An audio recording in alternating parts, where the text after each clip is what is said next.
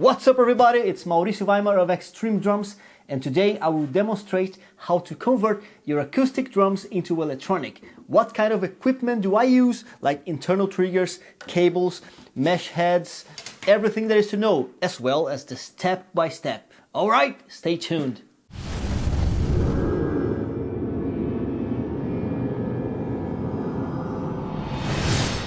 First, I would like to tell you what kind of internal triggers I'm going to be using, and they are all from the same company called Edrum Midi from Brazil. And this company has been with me since day one. I really owe them a lot. So all the electronic part is going to be Edrum Midi, and the mesh heads, of course, Drum Tech. I use the Real Feel Series 3-ply, okay, and also resonant heads, Drum Tech, but then the basic series, which is a single layer. If you want to know more about the specifications of these mesh heads, I'm gonna leave a card right here. Go and check it out.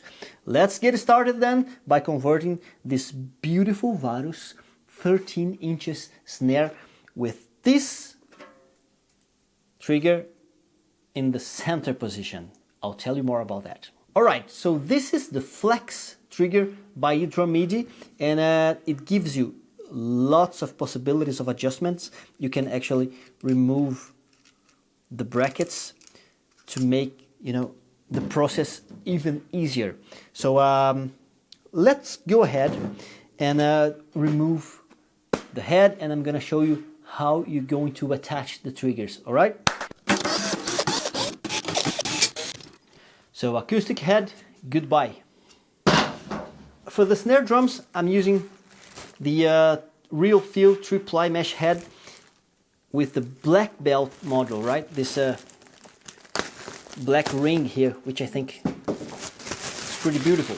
The process of installation of internal triggers is pretty much the same all the time, no matter the brand you're using, as far as I know. You have to remove some of the screws, the lug screws, and you fit them back inside the brackets and place them again. So that's very easy. And once you remove the head, you have to figure out what screw is going to be, the best in order for the height and the overall adjustment. So I'm pretty sure that this one here is the way to go. So let's go and remove this guy. And then, the screw back here and right back into position. You don't have to tighten so much now because you need to have a little bit of play for the fine adjustment, all right? So this side, it's okay. Now we take the other bracket and do the same. Remove this one here on the opposite direction, back in place. Sounds like we have it, and now it's pretty much to find the center. Yeah. And now you have to find the perfect height, and Edrum Midi, they send a guide. It has to be 1.5 millimeters above. So try to do this thing here. That's too high. So what I do is I will just bring it lower to this side here maybe and see what happens. That was too low. And that's what you have to do. A smaller screwdriver, man. Yeah, that's gonna make my life easier. And that's about right. Now, this here is the connection box. Is where you're going to connect the cable from your module with the trigger, right? So for this, this air vent, simply pass the cable through the little hole.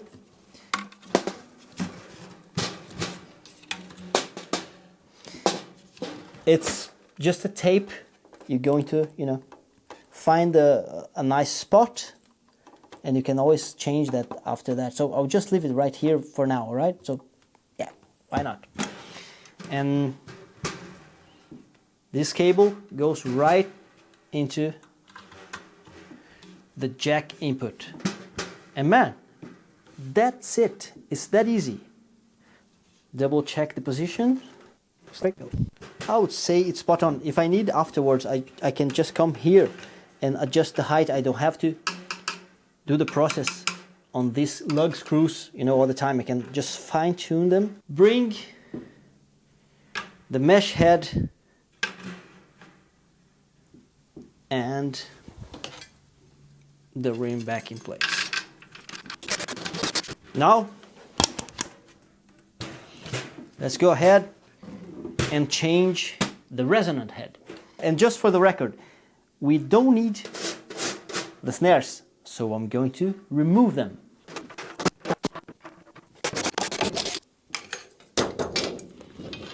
Goodbye. And bring the resonant mesh head, which is just visuals.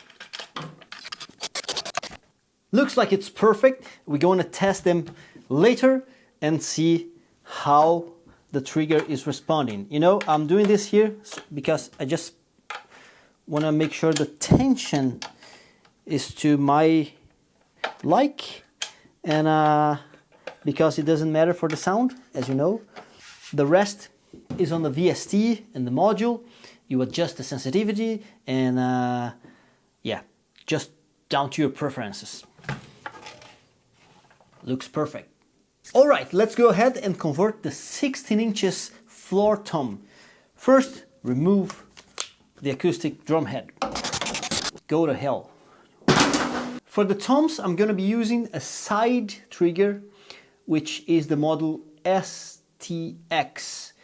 Oh, important to say, both the Flex and the STX triggers, they are red M rim. And the side trigger, you know, the best results for me is when I set them away from you, not on the lugs closer, but the one, you know, on the opposite side.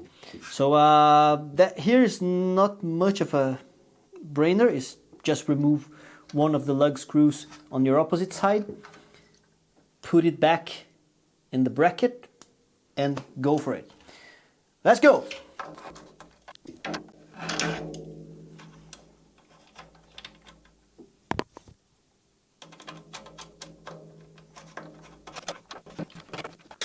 Find the perfect height using the guide, 1.5 millimeters. Something like that. Bring the connect box, pass through the air vent,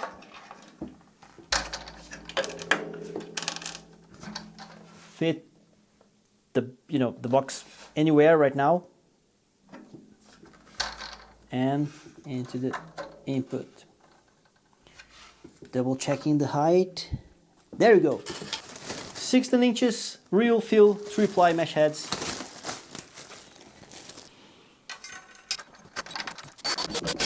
And now let's change the resonant head.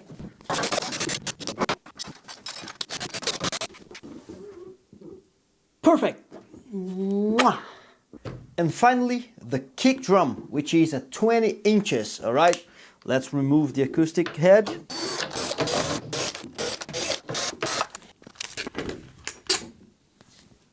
And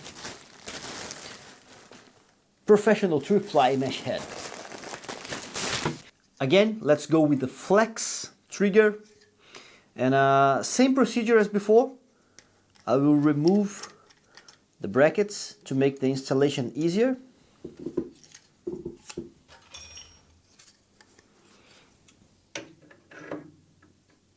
Remove the lug screw and back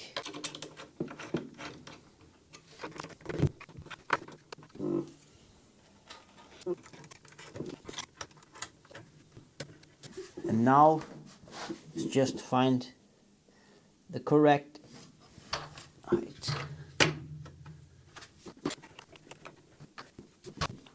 That's about right. Connect box.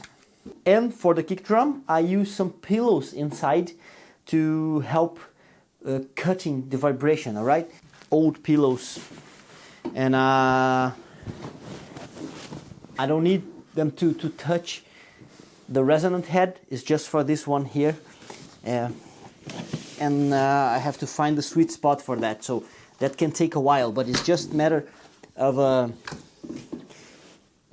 just making contact with the head, right? With the mesh head. So something like this, and when I put the head here, it's going to press it down, and that's what I want. This is the beautiful drum tech head, and let's go. Yeah.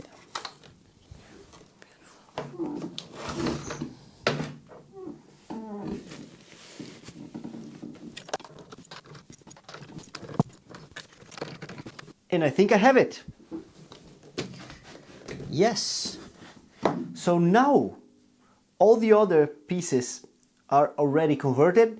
Next step, I guess, is assemble all together. Recapping, for the snare, I used the flex trigger in the center position. For all the toms, it is a side trigger, all right? And for the kick drum, also the flex trigger, but not exactly in the center, but above where the beater hits. And now is test, fine-tuning on the module, on the software, and rock on. I really appreciate every single one of you that stayed here in this video until the end, alright? Read the description, give Edrum Midi a follow, and I see you on the next one.